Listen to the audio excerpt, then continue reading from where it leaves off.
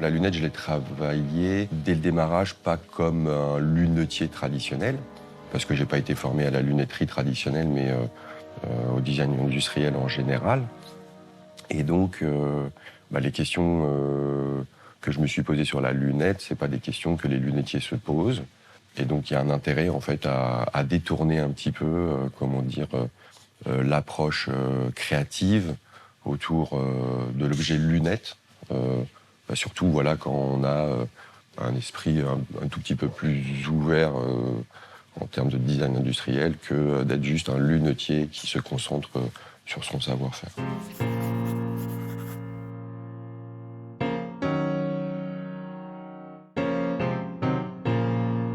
Nous, notre dada, c'est un petit peu de faire quelque chose d'impossible a priori à réaliser. Donc plus l'idée de base va être potentiellement saugrenue, plus elle va nous titiller. On va essayer d'aller au bout de la mise au point. La lunette, c'est juste une excuse, entre guillemets, pour faire des choses intéressantes. C'est une échelle qui est sympathique à travailler. C'est un objet qui fait 15 cm de large. On parle évidemment de style, mais on parle beaucoup de matériaux, on parle de fonctionnalité, en fait. Il y a de l'assemblage, il y a de l'ergonomie.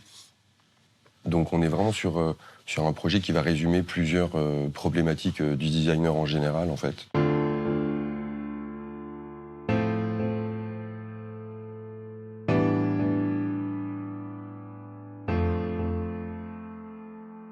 On a des matières, des procédés, une finition tellement à la fois innovante et singulière que le projet va suffire.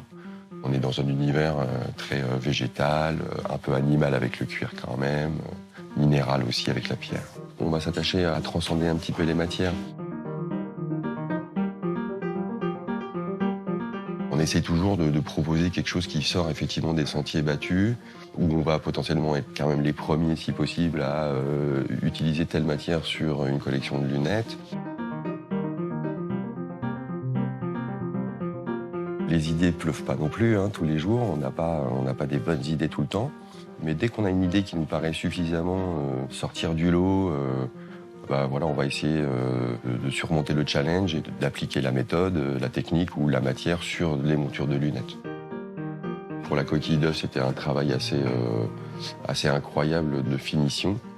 Travailler la coquille d'œuf, c'est vraiment magnifique parce qu'on arrive à avoir une matière proche de l'ivoire, de la céramique bien polie.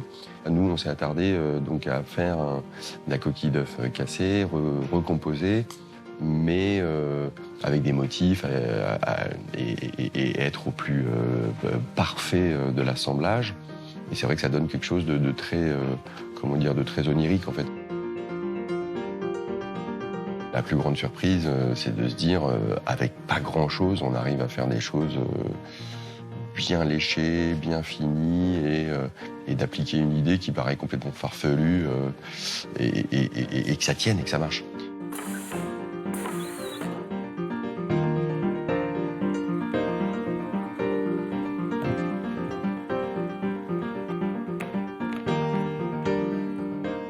Dès le début, je ne me voyais pas travailler avec des industriels pour créer une collection de lunettes. Non, c'était plutôt de les fabriquer. Être capable de sortir un projet à la maison. Puis bon, maintenant ça fait 12 ans, donc on a peaufiné nos outils, qui ne sont pas des outils traditionnels de la lunetterie, donc c'est ça l'avantage aussi.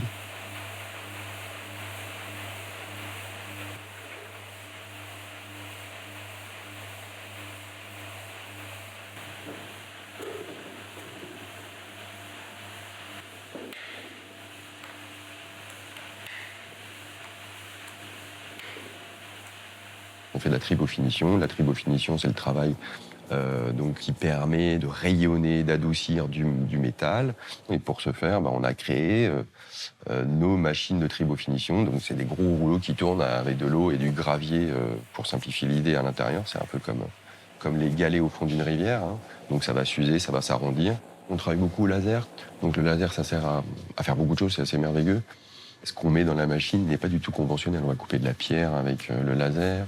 Bon, le liège, la coquille d'œuf. Il n'y a vraiment pas grand monde qui fabrique des lunettes grâce à une machine laser.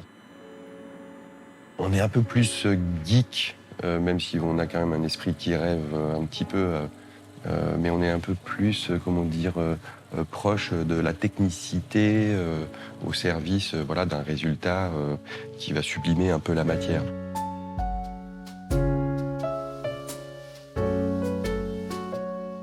C'est hyper gratifiant de fabriquer. Bah, c'est comme, voilà, c'est comme offrir un cadeau à quelqu'un qu'on a fabriqué soi-même. C'est 10 fois plus gratifiant que d'offrir un cadeau qu'on a acheté dans le commerce. En tout cas, ici, nous, si on pouvait même découper le métal, et là, on n'est pas encore capable, parce que c'est un autre investissement. Et si on était capable de faire 100%, on ferait 100%. Là, nous, on estime qu'on fait 70% de la fabrication. On va avoir un gros travail de préparation des matières minérales, végétales, animales, hein. Le cuir, le bois, la pierre. Donc de préparation intérieure, extérieure, les faces. Des fois de la coloration aussi. On s'est mis à faire de la coloration, nous, en interne. Et ensuite, on va voir toutes les étapes d'assemblage. On va avoir tout un procédé d'opération de découpe. Une fois que les pièces sont découpées brutes, on va avoir toutes les opérations de finition qui sont comme le reste, manuelles. Donc on va avoir des opérations de rayonnage, polissage, brillantage, des opérations de marquage aussi, parce que les pièces, c'est du cuir, donc on en profite pour marquer directement sur le cuir. Et ensuite, on va avoir toute la finition, c'est-à-dire assemblage, montage, mise en forme. Et là aussi, pareil, on est sur une dizaine d'étapes.